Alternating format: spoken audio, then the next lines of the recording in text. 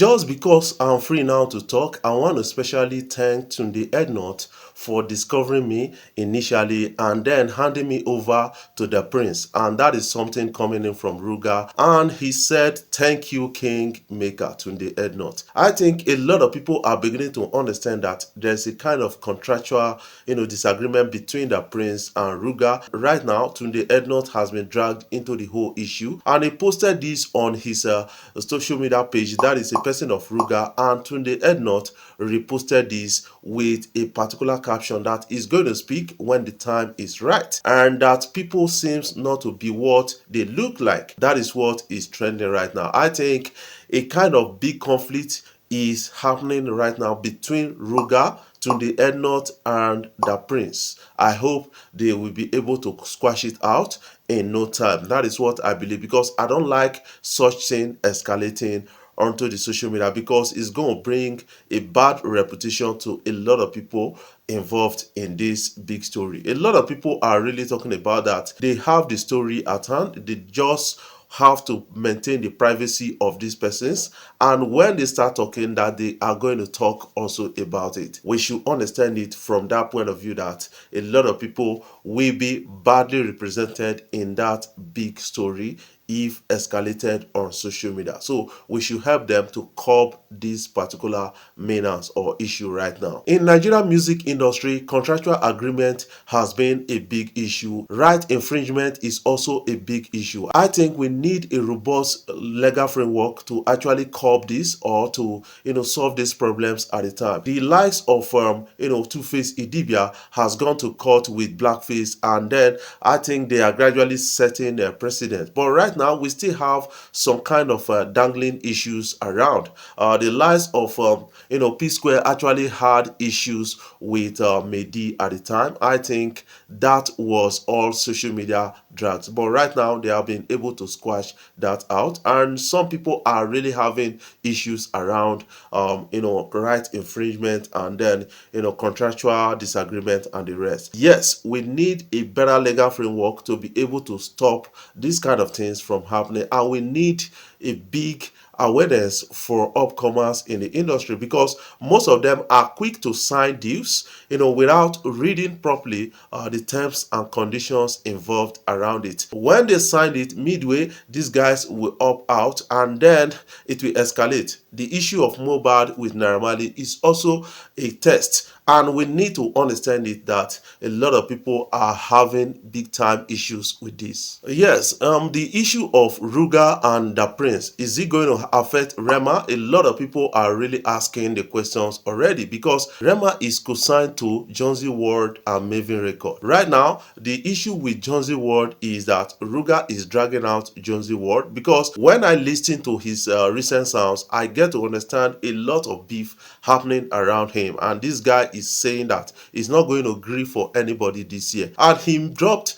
a freestyle on his YouTube page. Right now, let's catch a glimpse. Begin with a spoon, then I open a chopstick. She can't leave from the nigga she stuck with. I'm settling with the ones I fought with. No fighting all the niggas I fucked with. What is your own thought about it? Do you think all is well? I think all is not well in the camp of Ruga and the prince, and a person of Tunde Ednot, based on what I'm seeing right now on social media. A lot of people are not really comfortable with the whole thing, and Tunde Ednot is saying that, man, yes, I'm used to helping people, and that is my primary assignment on earth, and nobody is going to stop me from doing that. A lot of things happening right now behind social media, although we are getting the trace of it on social media already, and some people are putting their voices. Social media is not a better place to resolve such issue. That is what I believe about the whole thing. I hope some industry players resolve this issue before escalating to something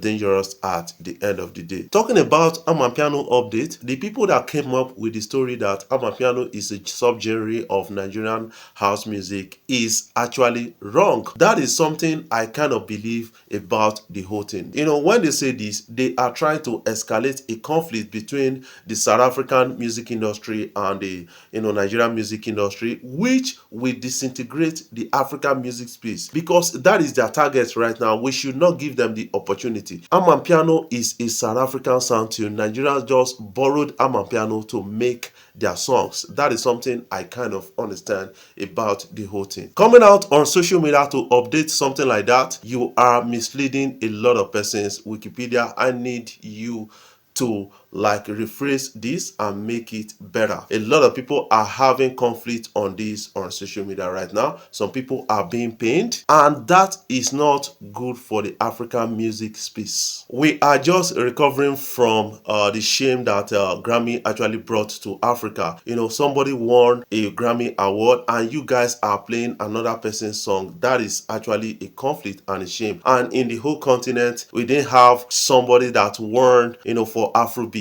That is another great concern. Yes, Tyler is a fantastic artist and she actually deserves a lot of that. And we have to commend her for being brave at the Grammys. But saying Amapiano is in Nigerian music, that is actually wrong. I have to correct that impression at a time like this. We Africans need to come together and solve this kind of problem and this conflict that they are putting on us at a time like this. Timaya has come out to say Headies is not credible enough. What is your own thought about Timaya coming out to say Headies is not credible enough based on conflict they've been having with a lot of nominations and some people being left out at the Headies? I think we have to, you know, ginger and increase the credibility of Headies for a lot of people to give total acceptance to the Headies, and that will make Headies bigger at the end of the day. Thank you, Anima Shaun, the CEO of Headies, who is telling us that he's going to bring back Headies to Africa, to Nigeria right now. And that is a big development. Remember that 2022 and 2023 Headies were hosted in US, and which a lot of people kicked against. And right now, these guys are saying we need to bring it back home because it is to protect the African music. At that same interview, a person of Timaya came out to say, yes, I had issues with drugs in the past, which almost ruined my career, my businesses, and the rest because I was, you know, kind of addicted to taking molly. 3 mollies a day. That is quite disturbing. He said, yes, I needed something that would keep me happy. I thought drugs could do that. But before I knew it, a lot of things started disintegrating, and that is what drugs can afford you. It can destroy you within a period of time. So you have to stay away from drugs. I think the champions of Afrobeat, they need to start preaching this because the rate at which a lot of celebrities are now abusing drugs is alarming, and that is quite disturbing, and is having toll and influences on the young generation of this age. Let's listen to Timaya on this. 100%. I've done drugs. Really? Yes. So you say drugs, not the typical marijuana or stuff. No, come on. Yeah? Yeah. So it how was did bad you, for me. So how did you break out from It was a hell. It was a tough fight. It was me. 2020. Everybody was home. Everyone was home, and I just went some this young guys. Yeah. Always this young guy. I went to their house and everybody was so happy. I was like, yo, What's going on? happy? Are you guys so happier than me? I'm the boss. Money, you know. You don't have money. And I'm looking at them like, what did you guys? What were you guys on? Then it was just my weed. Yeah. And they told me they had Molly. I said, Molly. Yeah. When I took it, I didn't understand myself. I was happy. The happiness, I dashed all money in my pocket. Sometimes you just keep feeling like that. That was how I lost a lot of weight. I was not eating. I was just happy. How you go just want to happy like say, you're supposed to be happy. What is your own take about this? I want you to put that in the comment section. Before I jump off, I want to say thank you guys for watching our videos, and thank you for the love so far. If you are new here, you can click the subscribe button below and the bell notification icon to always get notifications each time we upload our videos.